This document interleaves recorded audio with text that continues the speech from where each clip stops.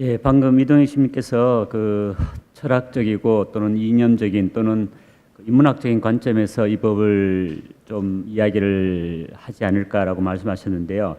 저도 그런 관점에서 좀 접근을 하고 싶습니다. 왜냐하면 앞에 두 분 교수님들께서 구체적인 어떤 법적인 문제를 거론하셨기 때문에 저는 뭐 여기 오신 분들은 당연히 알고 계시겠지만 그럼에도 불구하고 이 법이 또는 문화와 교육이 왜 중요한가 하는 그런 관점에서 뭐 아시는 거지만 그렇지만 다시 한번 생각을 다지는 의미에서 말씀을 드리도록 하겠습니다. 23쪽을 보시면 제 논평문이 있습니다. 저는 그 생명 존중이 상당히 중요하다는 그런 인식 때문에 이동희 심님께서 그 설립을 주도하셨던 생명대학원에서 지금 생명학이라는 그 학문을 중심으로 해서 생명윤리와 생명문화를 위한 어떤 철학적 배경을 그 강의를 하고 있습니다. 그런 관점에서 저는 이 생명문화진흥법을 보고 그렇게 접근을 하기 위해서 이제 말씀을 드리겠습니다. 뭐 이 법의 중요성이나 이 법의 어떤 당위성은 뭐 최소한 없을 것 같습니다. 그것이 제가 23쪽에 썼던 이야기고요. 그 다음에 그 김현재 교수님께서 쓰시면서 그 갖고 있는 진정성에 대한 이야기들을 이제 1번 항목에 썼습니다. 그 다음에 아까 그 추경님께서 이야기하시면서 그 23쪽, 24쪽에 했던 것처럼 정말 우리나라의 그 생명에 관한 지표 또는 반생명적인 지표가 최하위와 최상위를 달리고 있다는 그런 말씀을 하셨기 때문에 뭐 거기에 대한 당위성은 당연히 인식하리라고 생각을 합니다. 24쪽을 잠깐 보면서 제가 읽도록 하겠습니다.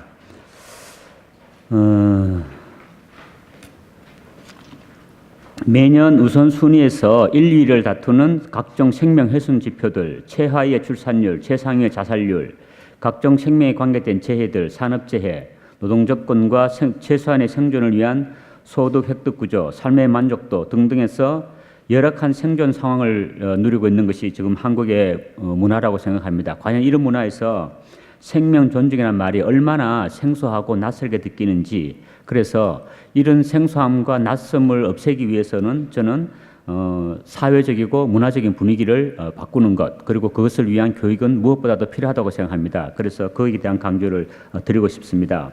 2번을 보시면요. 생명 문화를 진흥하고 생명에 의해 정토되는 문화와 사회를 만들기 위해서는 법적 지원과 함께 무엇보다 문화와 교육 차원에서의 변화가 필요합니다. 이 법이 제대로 지켜지고 특히 사회에서 호응을 얻기 위해서는 문화적 전환이 반드시 전제되어야 합니다. 앞에 김은철 교수님께서 그 법안 초안만 주시고 그 배경을 이야기 안 하셨는데요. 지금 보니까 문화예술교육진흥법을 이야기를 하셨더라고요. 근데 저도 이제 이 활동에 좀 관여를 하고 있는데요. 이런 법이 초래하는 신동희 교수님은 좀 부정적으로 이야기하셨습니다만 제가 볼 때는 그 법은 있는 것이 없는 것보다 훨씬 낫습니다. 그리고 그 법이 있음으로 해서 문화와 예술에 대해서 사람들이 관심을 갖고 지원하는 구체적인 사안을 진행할 수 있기 때문에 그렇습니다. 지금 현재 이 법에서 제가 볼 때도 상당히 구체성은 부족한데 그것은 뭐 초안이니까 당연히 저는 그렇다고 생각하고 그 초안을 보완하는 작업은 저는 그 다음에 이루어지리라고 저는 확신하고 있습니다. 그래서 생명을 저는 세 가지로 이야기를 드리고 싶은데요. 생명을 존중하는 문화가 가장 중요하고요. 두 번째는 그 생명을 존중하는 문화를 만들기 위해서는 생명의 가치를 이해하고 해명하는 문화가 중요하다고 생각합니다. 세 번째로는 제가 2번에 썼습니다마는 이러한 생명의 가치와 의미를 토대로 하는, 즉 생명성에 기반하는 생명 교육이 이루어질 때 이 법안이 저는 구체적으로 성공할 수 있는 토대를 마련할 수 있다고 생각합니다.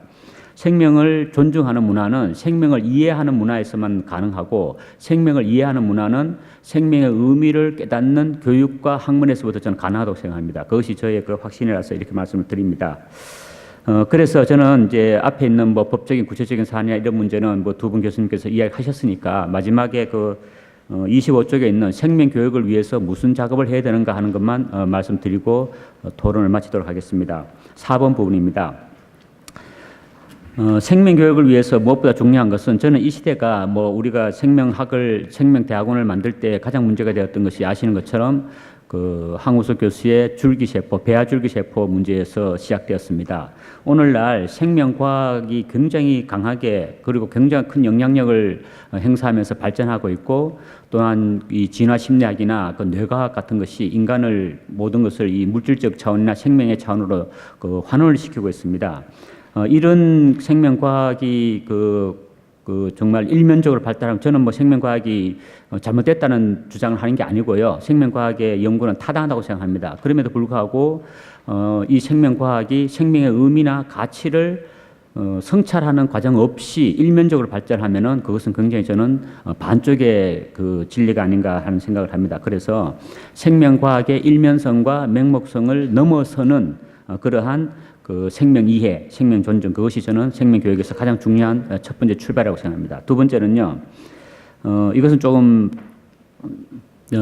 철학적인 관점과 연결돼서 조금 어려울 수 있는데, 제가 두 번째는 이렇게 했습니다. 서구에 의해서 일방적으로 진행되는 산업화와 근대화에 의한 현대 문화를 비판하고, 그 문화 안에 담겨 있는 반생명적인 성격, 우리가 이 요한 바울로 2세 교황님이 그런 이야기 했습니다만, 죽음의 문화적 성격을 비판하고 교정하는 작업이 필요합니다. 오늘날 최근에 4차 산업혁명 이야기를 많이 하고 있는데요. 그리고 그것과 연결해서 포스트 휴먼 논의를 이야기하고 있습니다. 그런데 그 논의도 보면은 굉장히 일면적으로 산업과 그다음에 그 자본이라는 관점에서만 접근하고 있습니다. 그 4차 산업혁명이 일어남으로써 인간 이해나 생명에 대해서 어떤 변화가 있을까 하는 그런 성찰은 거의 찾아보기 힘듭니다. 그래서 이런 것들은 저는 이념적이라고 말할지 모르지만은 철학이나 신학이나 인문학이 이런 작업을 해야 된다고 생각합니다. 그래서 그런 것을 토대로 하는 생명교육이 필요하다고 제가 말씀을 드립니다. 이는 과학기술의 일면성을 비판하는 차원과 생명윤리, 살림의 문화를 지향하는 방향을 의미합니다. 이 두 방향은 사실 서구의 근대성을 비판하는 그러한 철학적 근거에서 이루어집니다. 지금 우리가 살고 있는 현대세계는 17세기에서 19세기 이루어진 유럽의 그 자본주의적 문화, 유럽의 어떤 근대적 문화가 세계적인 보편성을 지닌 문화입니다. 그래서 그 문화적 토대를 넘어서지 않으면은 저는 생명에 대해서는 일면적으로 이야기가 이루어지리라고 생각해서 그런 말씀을 드립니다. 세 번째로는 위에 두 차원을, 제가 방금 했던 두 차원을 위해서 근대성 전체를 비판하고 근대를 넘어서서 새로운 시대의 철학적 사유를 또는 새로운 생명 존중의 사유를 전개하는 그러한 학적 작업이 선행되어야 한다고 생각합니다.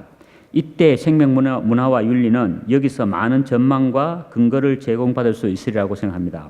학계 일반에서는 생명학이 유사 영성의 대상이거나 생태학의 또 다른 이름으로 또는 심지어 생명과학을 통한 통합학문의 대명사로 강변하고 있기도 합니다.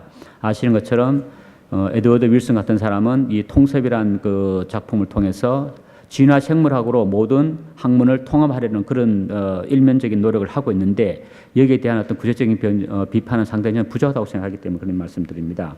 그래서 이런 연구를 하기 위해서 필요한 것은 프란시스코 교황님이 이번에 참여받으셔서 회칙을 발표하셨습니다만은 그 회칙에서 아주 강조하고 있는 것이 생태 형성에 관한 이야기입니다.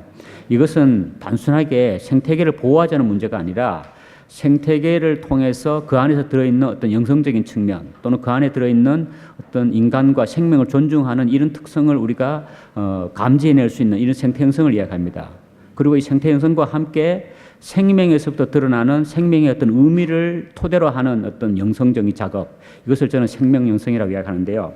이러한 생태 영성과 생명 영성에 기반한 그러한 문화와 교육이 이루어질 때, 그럴 때 아마 저는 그 생명문화진흥법이나 또는 우리 사회의 그 반생명적 문화를 넘어서는 그런 토대가 마련되리라고 생각합니다.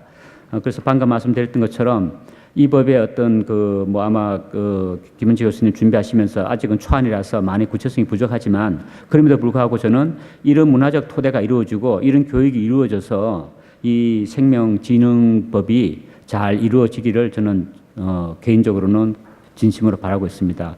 이 법을 초안해 주신 김은지 교수님에게 다시 한번 감사드립니다. 고맙습니다.